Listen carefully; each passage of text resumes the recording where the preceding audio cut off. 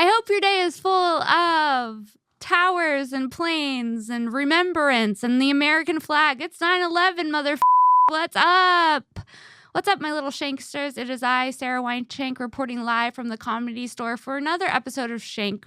This week, our guest is Sophie Buddle. But before we get into this week's episode of Shank with Sophie Buddle, there's just a few things I want to tell you about. One, oh yeah, socks. If you're like me, you live your life and you want a little more flair in it. You wake up and you say, you know what? These white socks are boring. These black socks are not fun. I need exotic animals on my socks. I need wild fruits on my socks. And when it comes time to fun up your socks, there's only one brand I trust. Whether you're into slippers or socks, there's a pair of foot accessories for you at ohyeah.com. That's 3 O's, HYEAH.com. Discount code Sarah10. They make amazing gifts and make amazing, I'm thinking of you. Sorry I fucked your friend. Have a pair of socks. Whatever the occasion, there's a pair of slippers or socks for you. And there's nothing better than being cozy at home. So buy some Oh Yeah socks. It's a great way to support the show. Also, I'm going to be at Skankfest, so if you bought tickets, I'll see you there in Vegas, baby. I will be in Vegas from the 26th through the 30th. Come say hi.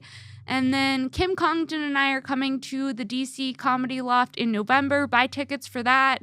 And I will be in Austin in October. More information on that soon. And yeah, let's get into this week's episode of Shank with sorry. And another thing, please make sure to subscribe to my Patreon, patreon.com/Sara Weinshenk. And let's do it. Let's get into this week's episode of Shank with the one, the only comedian, Sophie Buddle. Here it is, guys.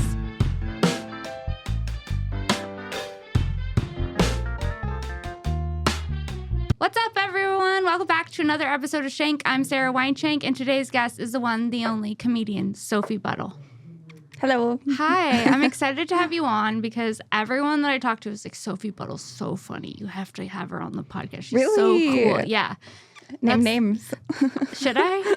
I mean. Several people. Okay, I'll take that. Several people. I'll take that because I'll just assume that it's the people that I'm like really trying to get to like me. And then I'm like, the word is spreading. No, but like the word is definitely spreading. The word on the street is that you're very funny and I should have you on the podcast. Okay, yay. Okay, well, tell me your comedy journey. I would love to get to know you better. My comedy journey? Yes. I've been at the Comedy Store. I came here in 2010. Mm-hmm. From where? From here. I'm an LA girl. Oh, really? I'm a Valley girl. Wow, and so you started stand-up here? Yeah.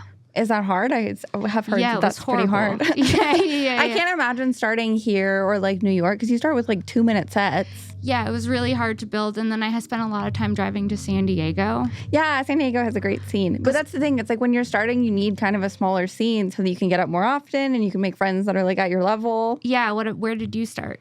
Well, I'm from Canada, so I started in Ottawa, and then I moved to Vancouver, and then so I did like most of my career in Vancouver. Okay. And then I moved here like 2 years ago. Okay. Do you like LA? I do. I love LA. And I was deciding between LA and New York when I was moving to the States. And so I did a lot of trips to LA and to New York just to kind of like see what the vibes were. And I mean, everybody in New York has jokes about how they want to kill themselves. So I thought LA would be better for my mental health. Yeah, no, that's true. Yeah. I mean, and also New York is hard in the winter.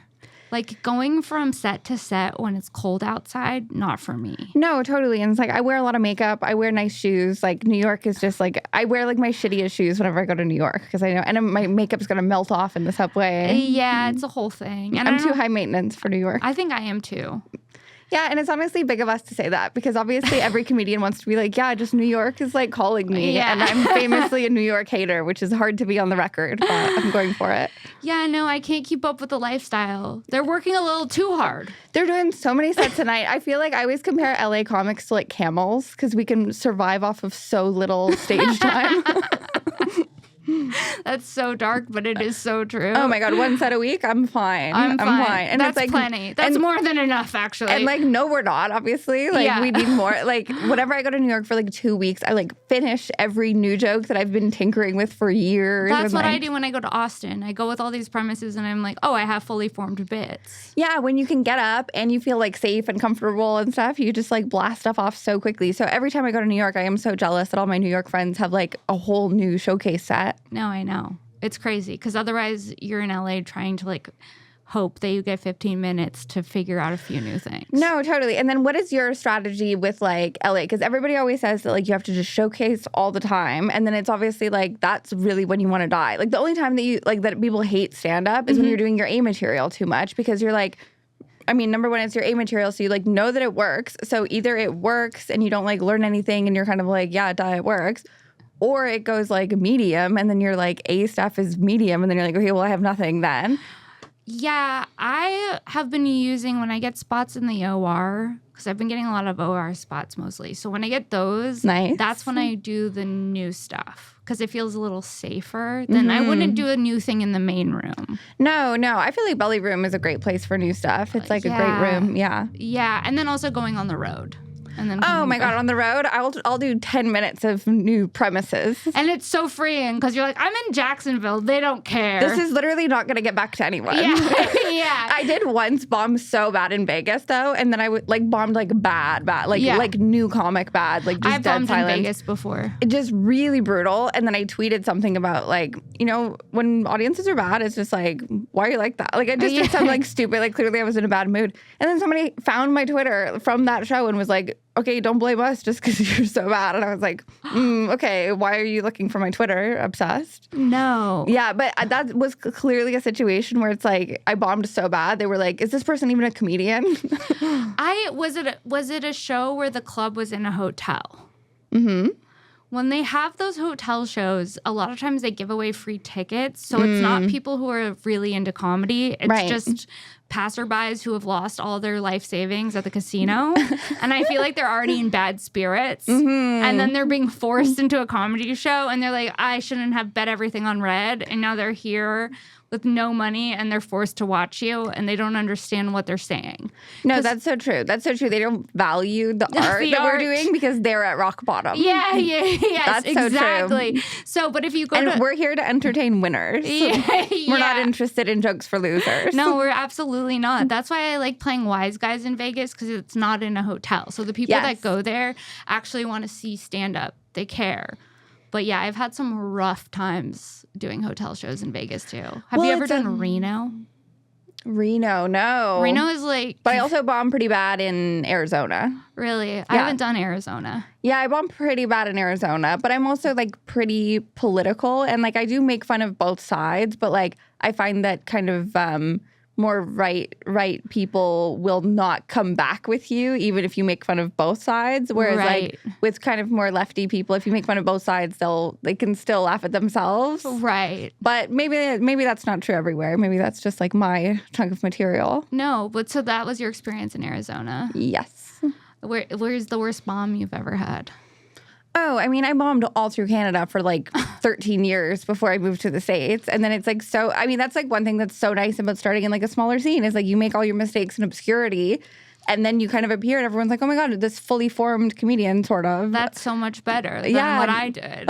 Well, that's why it seems so hard. It was like, and then I was doing bringer shows and I'm from here. So I would bring everyone I went to high school with. You bringing her. And I was bombing in front of everyone I knew, which is actually worse than just bombing in front of strangers. No, it is. But it is a rite of passage. And I'm glad. Bringer shows? We didn't have that as much in Canada. You know, once in a while. It was more common in Toronto. I never lived in Toronto.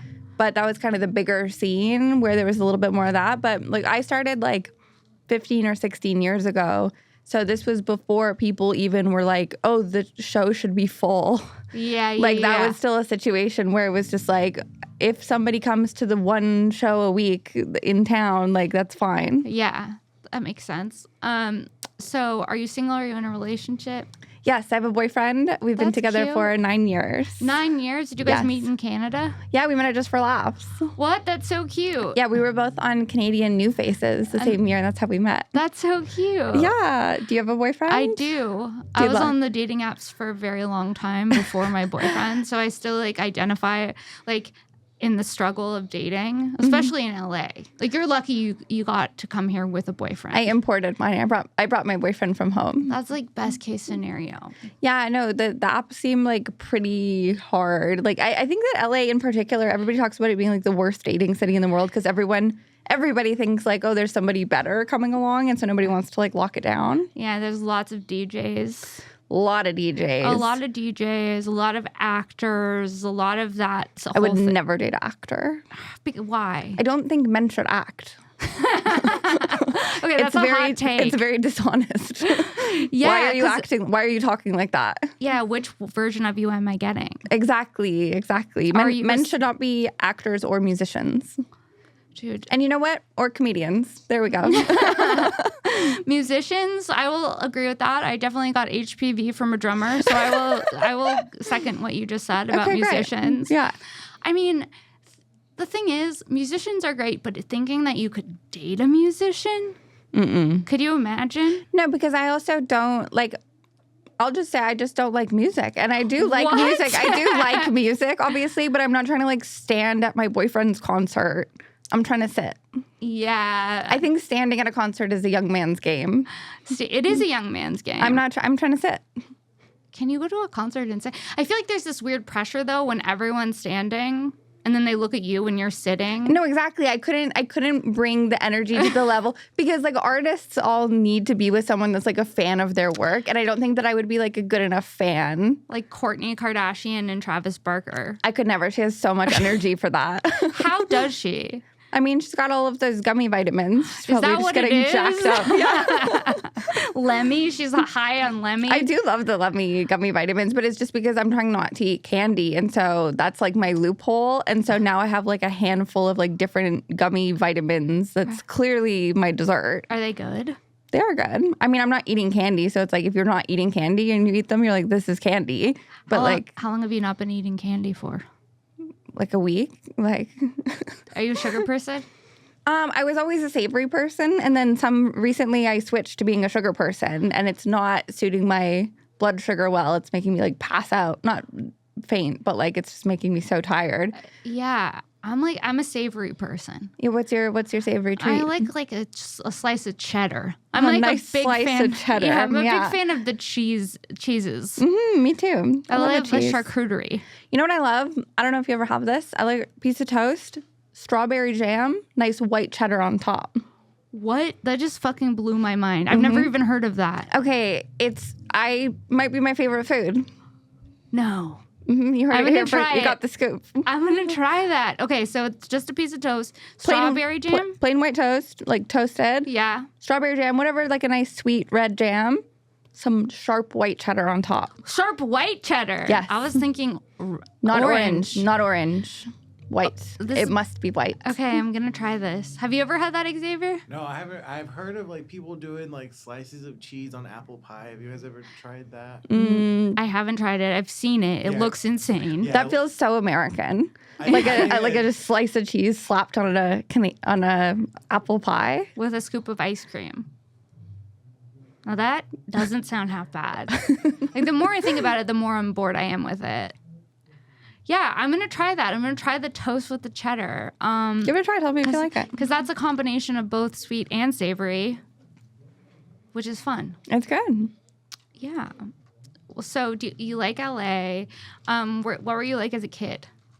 Very outgoing. I'm an only child. So, you are? Yeah, I always feel like only children are like pretty, bless you, are pretty outgoing because you're trying to get kids around because otherwise you're just like alone. And you're so like, it's a party over here. Yeah, it's like we're having actually so much fun. Like my mom always tells me like we'd like go somewhere and then I'd just like take off sprinting because I'd see a kid like far in the distance and I would go and like try to make friends with them. That's fun. Yeah, and then I feel like only children are like pretty well behaved because you're always kind of like trying to convince somebody to be your brother, and so you don't like splash at pools and stuff.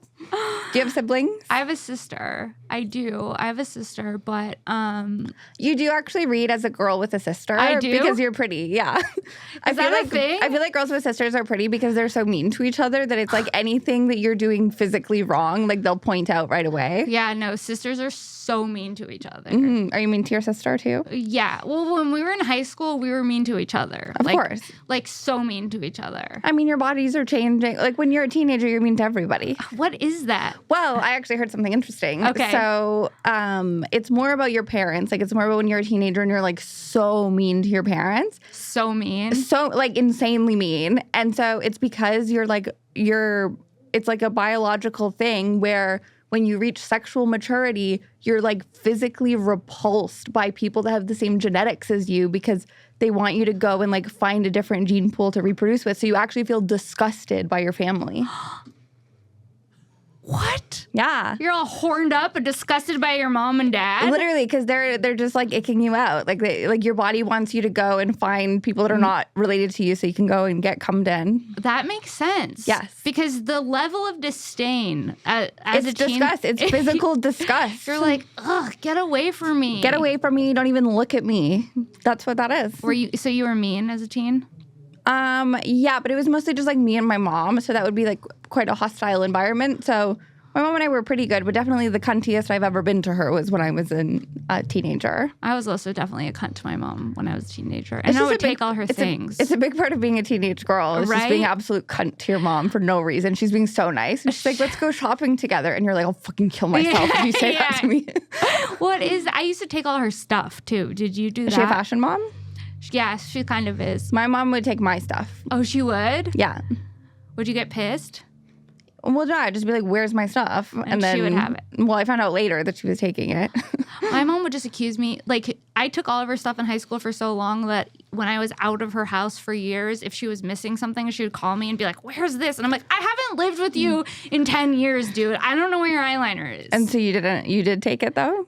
In high school, I took it. But then I got to a point where I stopped taking it because I had a little bit more money to buy some things. So I stopped taking her shit. But she was so in the pattern of me taking her shit that she would falsely accuse me. And it was a whole thing. Free Sarah getting falsely accused. Sarah, falsely accused. And so what are you taking from her? You're taking makeup, you're taking clothes? Makeup, not so much clothes. I'm taking her makeup. Mostly makeup. All of her makeup. Is she, what kind of job does she have? Does she work? Yeah, she works for my dad. She does my dad's bookkeeping. But my mom's she's a really talented watercolor. Oh my God, my mom is a painter too. Really? Yeah, but she does oils and acrylics. That's cool. That's so cute. Yeah, she loves to paint, so she paints all the time, and she works for my dad a couple days a week. Okay, cute. And what does your dad do? My dad's a lawyer. Lawyer, okay, nice. He's a Jewish lawyer. Oh, I'm Jewish too. You are? Yeah. Oh, hell yeah, dude. Peace. We're keeping it low key right now, we're obviously. Keeping it low key. Yeah, peace is a good message. We're Jewish. Peace. Ooh, and it's important to remember that we didn't do anything. Peace. That's so funny. Did you get bat mitzvahed? No, I didn't, because I was my mom's Jewish and I grew up mostly with my mom, but my dad's family is very Catholic and they didn't want me to. I had the reverse where my mom's Catholic and my dad's Jewish. So I didn't get bat mitzvahed because my parents were trying to figure out where to send me to school. And my mom was Catholic school. So I went to all girls Catholic school, even though my dad's a Jew. It's very confusing. That's fun. I was a camp counselor at a Catholic summer camp. How was that? I mean, I'm Jewish, so the whole time it's kind of kids are asking me questions about God, and I'm riffing. No, Catholicism is really crazy. When you're going to Catholic school and they make you act out the Stations of the Cross. Do you know what that is? No. It's all the stations of Jesus going to get crucified. And you act them out? We had a kid in our class who dressed up as Jesus. He got nailed to a fake cross, and we had a whole Stations of the Cross thing. And I'm ew, he's bleeding with a thorn of crowns. And I'm in 8th grade. I'm just trying to. No, it's too much. It's too much. Please relax. The thing is, Jews are bad too, because you'll be as soon as you can start talking, they're and our people were gassed to death, and you're all right. And I did a Seder. I did one Seder. Mm-hmm. And it was so long and so fucking weird. Have you ever done one? Mm-hmm. We put parsley in salt water to taste the tears of our ancestors. Parsley? I'll say it. No good. No. I don't need to reminisce over the tears of my ancestors, and I don't need to eat the body of Christ or drink Jesus' blood. It all feels very morbid. It feels a little rock. It feels a little punk rock, which is great, but a little Marilyn Manson. It is a little Marilyn Manson. Yeah. Ozzy Osbourne. When you look at it through that lens, it's different. But if in today's world there was a new religion and they're we need you to eat the body of God and drink his blood, you'd be that's a cult. I gotta go. That's weird. You'd be that's weird. I'm not gonna do it. And so you're not religious now, I assume? No. No, I'm me neither. Spiritual. And so what do you believe in? I believe in the universe and source, and that like we all come from the same thing. So everything, like we all come from the same source. So all of us have divinity within us, I guess, and that you can access that through. So you just feel meditation. like you feel very united to other people. Yeah. Or like more like I feel like I have a purpose. I don't know if that's just something I tell myself to keep myself from not losing That's it. what everything is figuring out how to just live your life. Yeah. Are you spiritual at all? I don't think so, but then I definitely have like deep-seated theories about the world that I think could be construed as like being spiritual. Like what?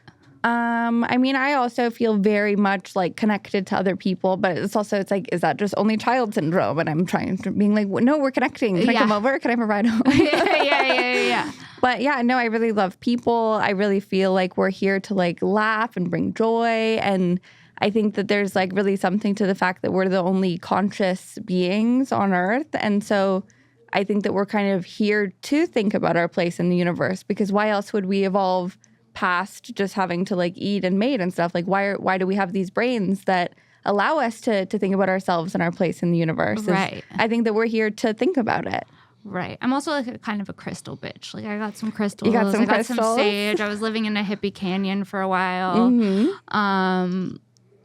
I've done like meditation, yoga, all of those things. Do you do any of that stuff? I don't think that I do, but I'm also like, I'm just trying to get through the day. Like I think Same. I think if I had more energy, I would do stuff like that, but I can barely stay awake. Shout out to our narcoleptic queens at home. Yeah. And so, okay, tell me more about how you grew up. What were you like when you were little? I wanted attention all of the time, even though I had a sister. So I felt like I sucked up all the attention. Nice. And Is she more introverted? Yes, she's way more introverted, and she's like so embarrassed that her sister is like a professional clown and is like, like demanding all this attention. And I think that introverts love extroverts though, because it's like they want to hang out where they don't have to talk because we're talking the whole time. Yeah. They literally like us. But I also have introverted moments. Like I go out and I'm extroverted, and then I have like this want to like be at home cuddled in a blanket for like 3 days. No, of course. I don't think that takes away from being an extrovert. Yeah, because I think that everybody really needs to like recharge and stuff. But I know that extrovert introvert is it's sensitive for people. It is, right? Like, yeah, but I am curious because I do feel like it's more often girls that I would assume are extroverted, but I don't know, are like, actually, I'm an introvert. And I don't know what that instinct is to say that, because it's like, of course, we like to like recharge and be alone sometimes. But is there something that's like, it feels like daintier to be introverted? No, it doesn't feel dainty. It feels like a vacation. Like, I'm almost jealous of introverts. Do you know what I mean? Like, Like, they don't need the socializing. yeah, like they just go home, they shut it down, they don't have FOMO. Like, if I go home to recharge, I'm like, what am I missing? Yeah. Do you get like that? No, I get like that too, because I'm very extroverted, but I also like need to go home and not talk for many hours. Yeah. You know, and so, no, I think that FOMO maybe is like that like missing piece. But I think that introverts get that too, because I have some friends that are really introverted that want to be places. They just don't want to talk to anybody when they get there. I don't mind talking to people. I love talking to people. But only for so long. And it depends on the people. Well, I just heard, Trixie Mattel. Yeah. So I just heard that Trixie Mattel, I guess, will invite friends over and be like, hey, do you want to come over for 2 hours? Isn't that the most inspiring thing you've ever heard in your whole life? Because it's like, yeah, come over for 2 hours. I'm giving you a heart out. And then leave, yeah. Yeah. No, that is. And it's like, it's so LA. That's such an LA thing. And I think that, I mean, you're from here, so I don't know if you have a different experience with this, but I feel like a lot of people that have moved here from Canada or moved here from New York have said that it's really hard to make friends here. And my theory about it is like, because everything's so far apart, it's harder to commit to like a first time hangout. If you have to spend like 45 minutes in the car to go somewhere, it's much easier to like cancel. And there's less like communal hangout places here. Yeah, and like you're in your car all the time versus in like New York where there's a public transportation and it feels like you're kind of like a part of something bigger. You're a part of a city. There's not really that in LA. But then, and when I went to New York and I've been to other places where it's more communal and there's all of that, I do kind of miss driving in my car. That's like a big part of my life because I grew up here. So it's like time to think, time to listen to podcasts, time to listen to music, all of that stuff. Yeah. Okay. So I don't have a driver's license, but I'm getting one. You are. I'm going to get one. But did you drive in Canada?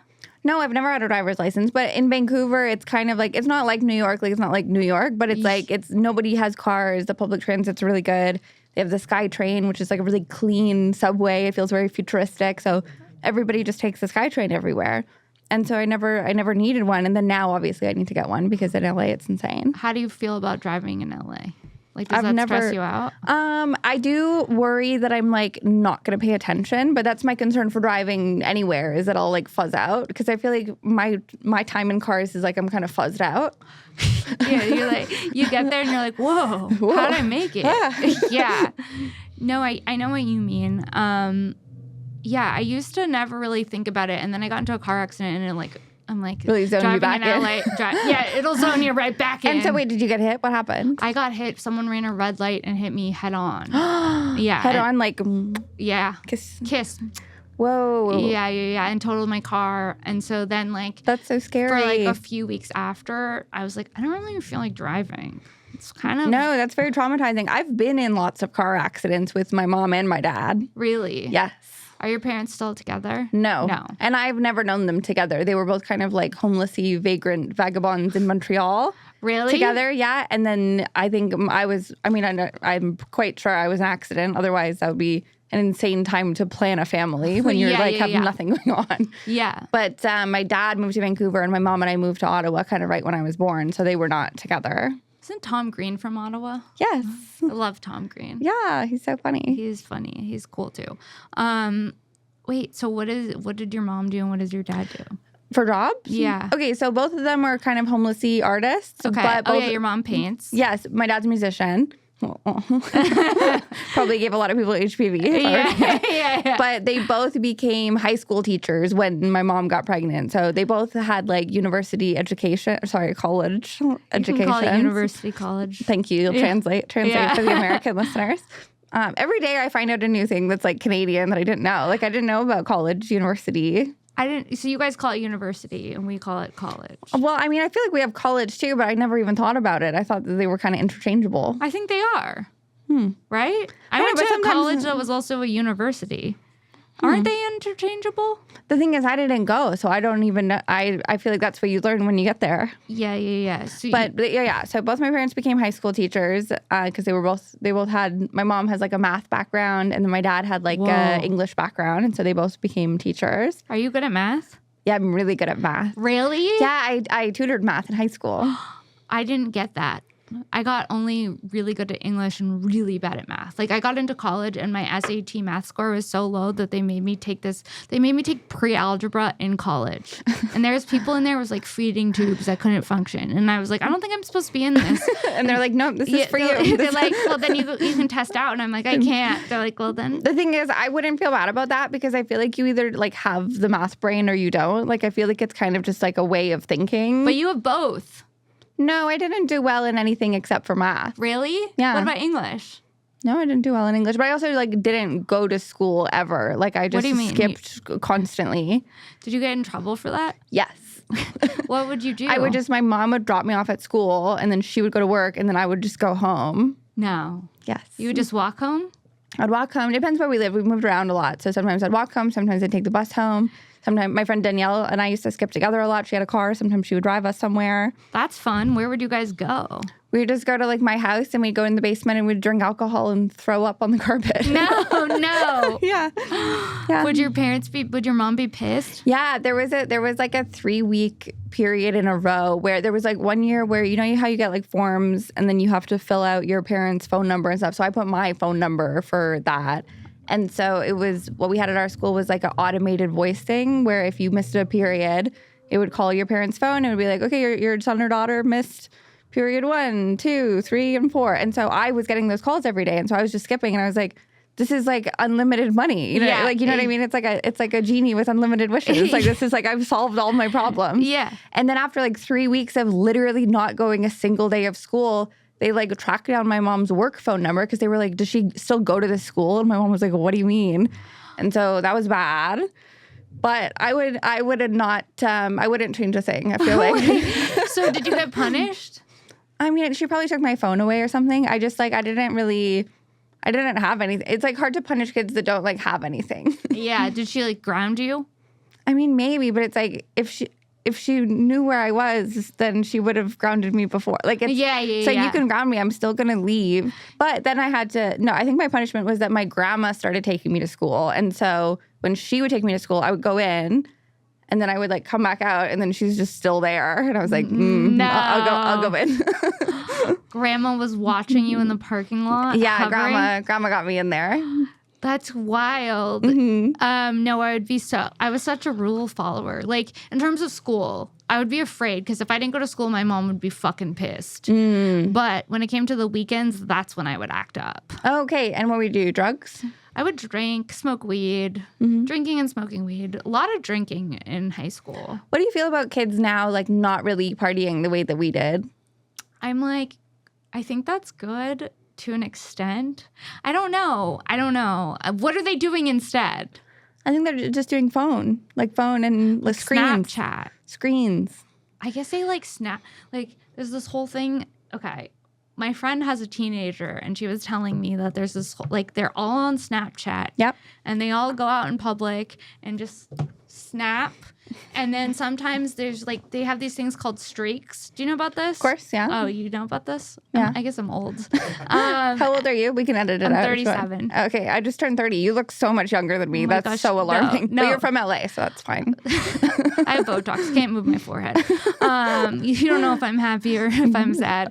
Having Botox in your forehead is actually so powerful, though, because people like can't read you. They can't read It's like you. so alarming. It's really... I know. I guess so. She was telling me that when her daughter is fighting with this dude who she like sends snaps back and forth to, like if she doesn't want to break the streak, she'll just send like a picture of the wall.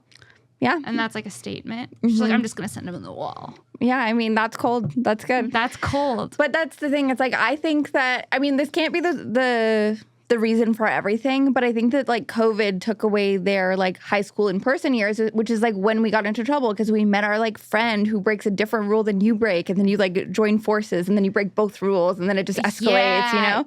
And so I think because everybody was like had to do like Zoom high school, you never like went to those parties and like had those bad friends, and so they never broke rules at the time that you kind of like are the most instinctually like wanting to break rules. And then if you don't do it then, it's like, what are you going to do it when you're 30? Like, that doesn't make sense. Well, because the ages 14 to 17 is when cognitively you're most likely to do things that would harm you. Just you're risk-seeking from 14 to 17. My friend who has teenagers told me that. And so then it kind of like levels out. But yeah, I was risk-seeking during those ages for I was sure. also risk-seeking. What were you doing? I had an older boyfriend. Well, me too. I started stand-up when I was 14. So I was... yeah. That's fucking crazy. You're one of those, you know, when you're like, I should have started younger. And then you meet someone who's like, yeah, I started when I was 9. That's her. How does that even work? Like, did you just like hang out in the front, or like where would they like? No, I lied. I said I was older so that I could get in. And then also like when I first started, so my mom took me to like watch like an amateur night at the club in town. And then we had a really good time. And so we started going regularly just as like mother-daughter date. And then because we were there together, she was like ordering us drinks, and not like a lot of drinks. We both have like one cocktail, but because it was her, like it was like nobody like carded me or whatever. And so when I finally started doing stand up, everybody kind of like, because everyone that works at comedy clubs is like they're comedians too. Yeah. And so I made like a lot of friends that just from being like a regular there. And so everybody thought that I was old enough to drink because I was drinking. And so when I started the first year that I did stand up, I was like pretending to be 20. But I was, 14, is that 15. the drinking age in Canada? 18. Or, I mean, it depends what province you're in, but 18 or 19. I do remember that because I went to Vancouver with my friends and I wasn't 21 yet. And I was like, this is awesome. Yeah. Well, so in Ottawa, Ontario, it's 19, but we're like right on the cusp with Quebec, like the French area where it's 18. And they say it's 18, but it's like you're 12 and you're taking a bus to Quebec and you're getting blasted. Yeah, like that's what everybody did. That's so crazy. So you started when you were 14? Mm-hmm. And then did you do it regularly when you were 14? Yeah, I literally started when I was 14 and I've never stopped. That's fucking insane, dude. It's so Wow. So you had a boyfriend. Did your boyfriend know that you were lying about your age, or how did all that work? Well, I didn't. I mean, I sort of had a boyfriend. It was more like a grooming situation, as one could imagine. How much older was he? He was in his 30s, like probably. No. Yeah, but it was a different time. It was like. That's crazy. I did date a 26-year-old when I was 18, but he seemed like a real adult at the time. Yeah, I've learned so much about those kinds of relationships since then, and it's like really so disappointing because I feel like they're all kind of the same, and then you always feel like so special when it's happening, and then it's kind of a bummer that it's like it's a real paint by number. It's pretty easy to get like a young girl to like you as an old man. It really is. It's pretty easy. Yeah, they have all the tricks down. It's not impressive. It's easy. It is easy. Yeah, no, I had like a hairdresser. He did my hair for prom. And I was like, but I went after him. I was like, dude, he's so hot. I'm so into him. Mm-hmm. And he was like a goth hairdresser. And then we kind of dated and had this thing. And then I went to college. And then I saw him after college at Coachella. And I was like, this man's a drug addict. Well, yeah, because you went to college, you got educated, and then like, you saw him, and you were like, for who he really was. Now I see. I was like, I can't unsee what I've seen. No, that's the thing. It's like you learn a little bit about life, and then you're like, he's not the one. I have the ick. Yes, you get really icked out by your predatory boyfriend. That's crazy. So he was in your 30s. He was in his 30s, and you were a teenager. Yeah, that's so crazy. Did he drive? Yes. What'd your mom think? My mom didn't know. Oh, it was she was not privy to that information. But it was hard to lie about my age, like while doing stand up, because I was like writing jokes like as an adult, but I didn't know adult things. That's so funny. You're not talking about like class last week. You're pretending like you're not in school. No, I don't. And you weren't going, so. Anyway, well, I mean, that's true. Yeah, exactly. It's like I haven't been to school in so long. But yeah, no, I don't even really remember what kind of jokes that I would do because I definitely was really trying to like portray adult women. And that's the thing. It's like I just turned 30 and I know a lot of people, especially in LA, are like, oh, 30 is like a big, you're supposed to be stressed about it as a woman. Yeah. But I literally my whole life I've been trying to be 30. All I've ever wanted is to be 30. Like I'm so happy. Being 30s are fun, I think, because you know more than in your 20s were dark for me though. 20s, I feel like you're like scrambling. You're like, is this my life? Am I ever going to be able to have enough money to survive? Yeah, your entire 20s, you're kind of like, where am I going to find money? Yeah. How do I find money? Where is the money I keep hearing about? And then I lost 2 or 3 of my 20s to COVID too, which is like, also risk-taking years. Yeah. So you didn't have any, did you like have a rave habit? Like, no, did you do anything crazy like that? I didn't rave. I used to like do mushrooms very regularly. Fun. And then now I only do it semi-regularly, so I'm much more mature now. Yeah. Mushrooms are great. Unless anybody at Customs is watching this, I'm trying to stay in this country, so then I'm doing satire. Yeah, that is satire. I remember going to a rave in my 20s, dressed up as the Energizer Bunny. Oh, cute. And it was like there was parts of it that were so fun, but then parts of it that were scary. Like the other people at raves are scary. The people that go to raves are mentally ill, deranged humans. I feel like raves are just an avenue to do like ecstasy and Molly and stuff. I know. And doing ecstasy and Molly, it's like, I don't want to die of fentanyl in 2024. No, that'd be so embarrassing. I was like, I was on a rave at 37. She was in a costume. She was just trying to forget about taxes. I know. I do really hope I don't die in a costume. That's going to be so embarrassing. Dying in a costume, unless it's like a sick costume. That's true. What to you is a sick costume? The Statue of Liberty. No, I'm just kidding. I'm just trying to. No, but I do want different wardrobe changes in like my coffin, open casket. Oh, that's Put fun. me in a boa. That's Do you have a way that you'd like to die, or a way that you would like really not like to die? Either way. I don't like a fire. No, that would be hard. That seems like it would really hurt. That would be no good. I just want to die peacefully in my sleep at an old age. That's good. How do you want to die? This is getting dark. No, it's like how we want to die. Like, okay, I think it's good. Yeah. I think maybe falling off a cruise ship.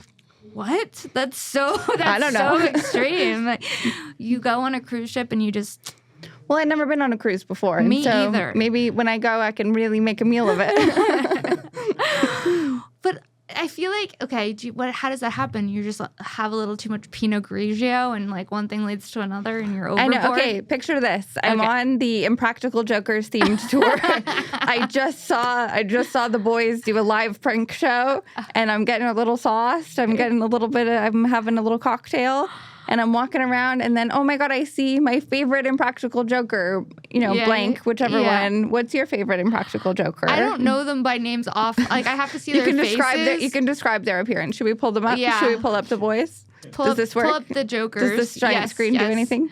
Yes, let's pull them up. And also, fellas, what are your favorite Impractical Jokers as sound well, off please? in the comments below. Saul. Sal. Saul. So I don't know why I called him Saul. Really Jewed it up for him. Sal. Okay, why is he your favorite? Because he's funny and I like his podcast clips with the Joe DeRosa. Okay, yeah. Okay, great. I'll do the Joe next to him in the middle. He's also one of my favorites too. It was He's hard. funny. It was between both of them. And then, guys, your favorites? Oh, like who am I picking? Yes. He looks nice and happy. You're going based on how happy he looks. I like that. He does look happy. He looks like he's on a good SSRI. Yeah, this guy's fun. Okay, great. So I see Joe. He's pointed at me like that on the cruise.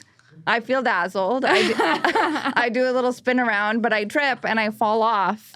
And then boom, now I drown in the ocean because I'm not a very strong swimmer. So it happened pretty fast. I'm not a great swimmer either. I'm a land bitch. I like to float.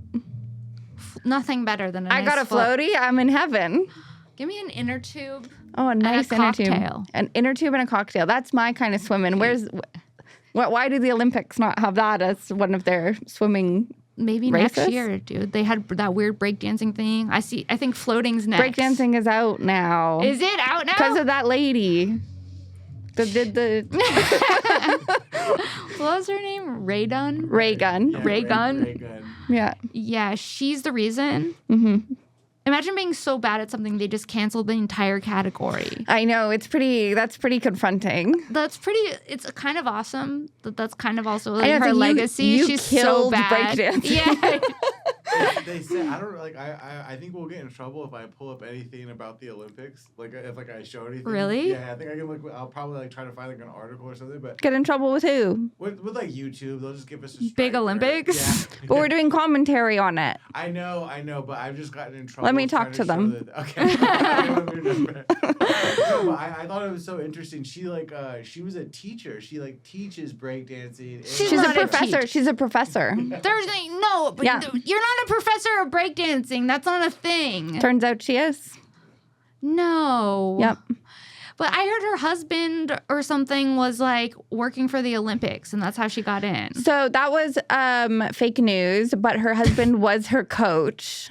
And so he was very supportive of her, obviously. Look at that. I could do that. Let me in the ring. That is so crazy. But do you think in her head, she's like, I'm good? She's like, I ate. Yeah, do you think that? I think that she thinks so. Because why would you do that? There's some comics like that. There's some comics like that. And They go up most there comics are- I fucking killed! Anybody that says I fucking killed is not a real comic. Yeah, I feel like it's yes, you kill, and then you come off, and there's two things you can say. You can either be like, they were so nice, or yeah, I was just trying a couple new things. That's the etiquette. Yeah, I was just trying a couple new things. When they're like, oh, they were really nice. Yeah. It's everybody says one of those two things Or if they you're were a really normal fun. comic. Yeah. Oh, they were so fun. Yeah. Oh, they're gonna love you. Oh my God. Raygun. Raygun. My girl.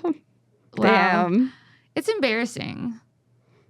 That is embarrassing. Why have we not been to the Olympics? I mean, Are you sporty? I was in high school, but I was never good, but I had a lot of heart. Were you sporty? I was sporty. I was a soccer girl. I played soccer too. Yeah. JV though. I didn't make it to varsity. Did you? We don't have those words in What? Canada. I don't. So are there not levels or Yeah, I played competitive soccer, but it wasn't varsity is part of the school, right? Yeah. So mine wasn't part of the school. It was a separate Club league. soccer? Yeah. Oh, she was a club soccer. So what position were you? I was a forward. Oh, shit. Were you good at scoring goals? No, but I was fast. I ran really fast. Did you like it? I did. I liked it a lot. And then I ended up kind of weaning off of it when I started stand-up because it was like all of it was at nighttime, like after school. Weaning off of soccer with stand-up? Yeah, but I wish I had just kept with soccer. I would have had a much healthier life. Soccer was... I remember it being so fun, and I was so bad for so long, and then I kind of got better because all of the people that were really good went to club, and I just stayed in AYSO, which is just like the regular So you're soccer. kind of big fish. Yeah, and I was like, I like this now. I go to LA Galaxy games a lot. You here. do? Yeah, it's really fun. And me and a bunch of Mexican men are just yelling. Is it fun? Feels so fun. Wow, that does sound It's the only time I yell in public. Soccer game? Yeah, it's a treat. As a little treat. You never yell in public otherwise? I don't think so. Have you ever been pissed off and yelled in public? I don't think so. You feel very even keel. Is that I don't accurate? I don't yell in public really very often. Maybe it's an American thing. Maybe I should do it more. Try to fit in. It is kind of like a pig American thing to be like, hey, you! Yeah, slow down! You with the face, that kind of thing. Yeah. You slow down, cocksucker! Like, is that what you do? growing up, that's what my dad did. No, my dad has crazy road rage, so I definitely... What is that? I think dads just like to yell, and then road rage is like a way for them to like let out their emotions. Interesting. Because I think it's like you don't have road rage if you're processing your emotions in like a normal way. Yeah, no, that makes sense. And then I had to explain to my dad at some point, I was like, okay, so we're in the car, the windows are up, you're screaming, you're just yelling at me. I'm the only one that can hear you. And he's like, I'm not yelling at you, I'm yelling forward. And I'm like, well, I'm receiving it. And it's also so crazy because it's like, it's not going to help anything. It just makes things worse. No, but that's the thing. It's just a release for them because they don't get to talk about their feels with their boys. Yeah. Does your dad process emotions? No. Do you have a trauma parent? Dad, usually? What do you mean, one who doesn't process emotions? No, I mean, it's harder for people when their parents are together, but usually you can identify which parent gave you more trauma. Yeah, it's Steve. Dad. Steve, shout out Peter. Peter and Steve. Yeah, 100%. Yeah. I would say 9 out of 10 times if it's probably the dad. No. But yeah, definitely. Yeah. He's the reason I'm a comedian, dude. If he didn't yell cocksucker in the car several times throughout my childhood, I probably would have been, an accountant. Something. I know, because math, but... Yeah. Paralegal. Paralegals, what's up? Or I mean, you're pretty. You could do pharmaceutical sales. I thought about doing pharmaceutical sales after college, and when I didn't know anything, everybody pretty is like, yeah, I did some pharmaceutical sales. They're like, my friends were like, you should do pharmaceutical sales. Like, you could sell these heart devices, and then like in hindsight, I'm like, that's just big pharma paying hot bitches to get doctors to use these new fucking medications. Yes. Like, it's so fucked up in hindsight looking at what it is. No, of course. And we don't have that in Canada. We have no pharmaceutical sales rep because there's no pharmaceuticals industry because we just get them. Meds? We just get meds for like whatever it costs to make them. Yeah. And so that was something that I was always like intrigued by. I remember there was like a Jake Gyllenhaal movie that came out. I feel like it's called like The Love Drug. Does this ring a bell at all? Yeah. And so it was like him and Anne Hathaway. Yeah. And they're both pharmaceutical sales rep and they're like pushing Viagra, I think is the thing. Because like love drug. I feel like it's got to be Viagra. And I was so like, that was the first time I was like exposed to that world. And I was like, thought it was so weird. And then I started watching like documentaries about it. I've always been intrigued by like American stuff. Right. It's like by Americans' healthcare or lack thereof. Yeah.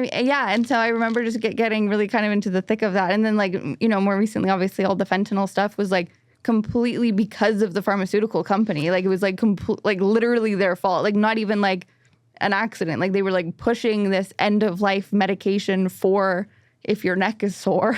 Yeah. It's so crazy. Yeah.